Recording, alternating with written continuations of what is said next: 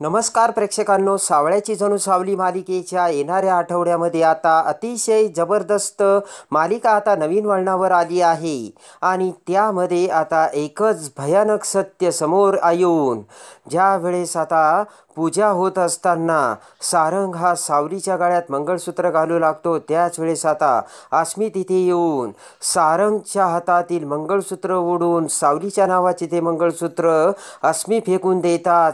सारंगच्या प्रेमाच्या खऱ्या अर्थाने परीक्षेला सुरुवात झालेली असते आणि आता सारंग हा अस्मीची निवड करणार की सारंग हा सावलीची निवड करणार.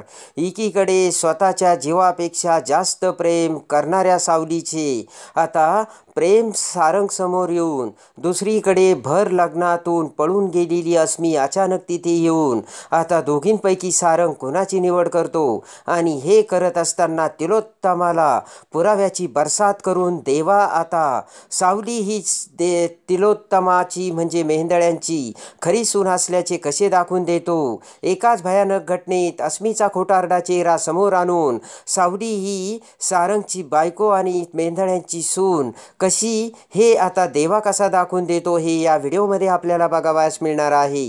तरी हा व्हिडिओ शेवटपर्यंत पहा.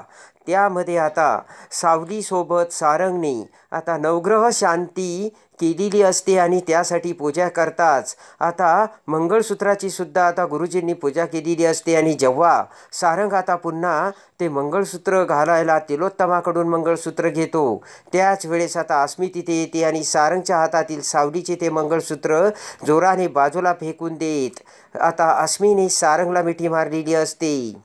अचानक अस्मीने मोठा धमाका केलेला असतो आणि जगन्नाथच्या तावडीतून सुटून अस्मी तिथे येऊन आता अस्मी म्हणते की मला जगन्नाथ आणि या मुलीने पकडून ठेवलं होतं.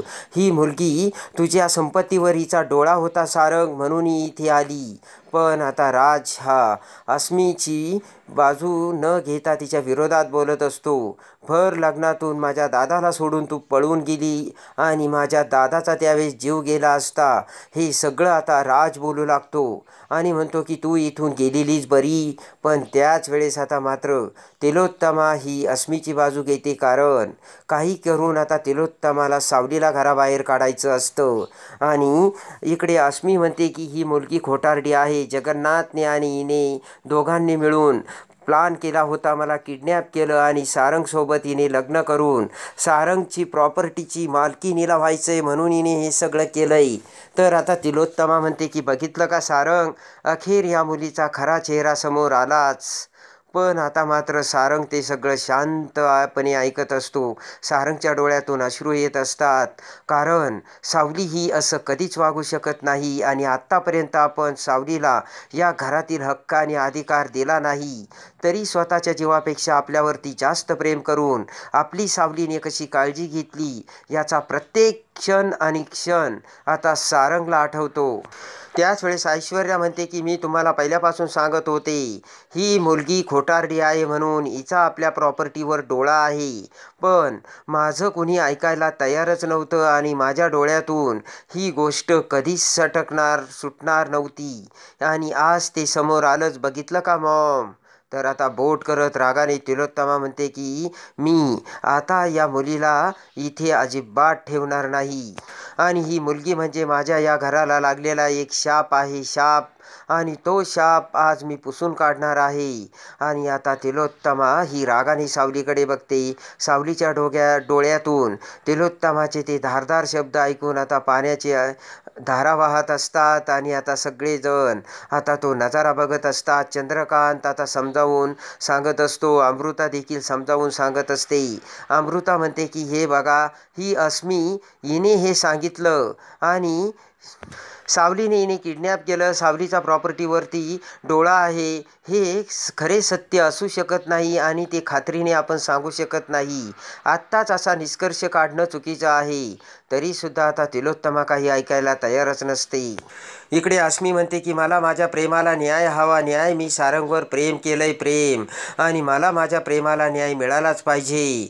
मोठ्या सीताफीने मी त्या जगन्नाथाने या मुलीच्या तावडीतून सुटून माझ्या सारंगकडे म्हणजे माझ्या प्रेमाकडे आले आणि माझ्या प्रेमाला न्याय मिळायलाच हवा असे आता अस्मी ही तिलोत्तमाला बोलते. पण त्याच वेळेस आता देवा तिथे येतो आणि आता देवा तिथे येता सगळेजण देवाकडे बघतात. तर लगेच आता देवापुढे तिलोत्तमाला म्हणतो की वाह तिलोत्तमा मॅडम, आज मला कळलं हे सगळं कशासाठी चालू होतं. तुम्ही अस्मीला शोधण्यासाठी मला करोडोने पैसे देणार होतात, पण मी तुम्हाला ॲग्रीमेंट देखील केलं होतं. जर या घरात सावलीचा अधिकार आणि सावलीला जर सून म्हणून तिच्यावर जर काही गदा येत असेल तर ते ॲग्रीमेंट मला मान्य नसेल. पण तुम्ही ते ऐकलं नाही आणि आज अस्मी आली. खरंच आज मला कळलं, जर तुम्हाला अस्मीचं प्रेम हवं होतं तर मग तुम्ही सावलीशी लग्न करून सावलीचं आयुष्य का खराब केलं. आणि जर त्यावेळेस ही अस्मी पळून गेली होती किंवा तिला किडनॅप केलं होतं तर मग तुम्ही लग्नच करायचं नव्हतं. अस्मी आत्ता जशी आली तोपर्यंत तुम्ही वाट बघायची होती. कारण आता माझ्या सिस्टरचं सारंगसोबत लग्न झालेलं आहे आणि काही जरी झालं तरी आता ती मेंदळ्यांची सून आहे. तेव्हा अस्मी मॅडम, मी तुम्हाला सांगतो की तुमच्या हातातून आता वेळ निघून गेलेली आहे. याचा विचार त्याच वेळेस करायला हवा होता. आणि जर तुम्हाला आता तुमचं प्रेम मिळवायचं असेल तर मग सावलीच्या आयुष्याचं काय, तिच्या आयुष्याची भरपाई कोण देणार. तिलोत्तमा लगेचच देवाला म्हणते की तुम्ही आमच्या पर्सनल मॅटरमध्ये पडू नका, हा आमचा पर्सनल मॅटर आहे. तेव्हा आता देवा म्हणतो की तुमचा पर्सनल मॅटर आहे, मग मला यामध्ये तुम्ही का बोलावलंत आणि अडकवलंत. पर्सनल मॅटर तुमचा जरी असला तरी माझ्या सिस्टरचा प्रश्न आहे. आणि लगेच आता देवा म्हणतो की तुम्हाला ह्या मुलीचं प्रेम खरं वाटतं आणि माझ्या सिस्टरचं प्रेम खरं वाटत नाही का. आत्तापर्यंत जेव्हापासून माझी सिस्टर या घरात आली तेव्हापासून तुम्ही तिला तिचा हक्क, अधिकार आणि या घरातील तिचं स्थान तरी दिलं का. तरीसुद्धा ती सारंगसाठी जीव ओवाळून टाकायला एका पायावरती तयार आहे आणि आजपर्यंत तिने तेच दाखवून दिलं. या घरासाठी माझ्या सिस्टरने काय काय नाही केलं आणि तुम्हाला आज या अस्मीचं प्रेम दिसतंय, पण ते प्रेम क्षणभंगूर आहे आणि खोटं आहे. केवळ अस्मी बोलली आणि तुम्ही लगेच तिच्यावर विश्वास ठेवला, पण खरं सत्य तुम्हाला माहिती आहे का. तर लगेच सगळेजण देवाकडे बघू लागतात.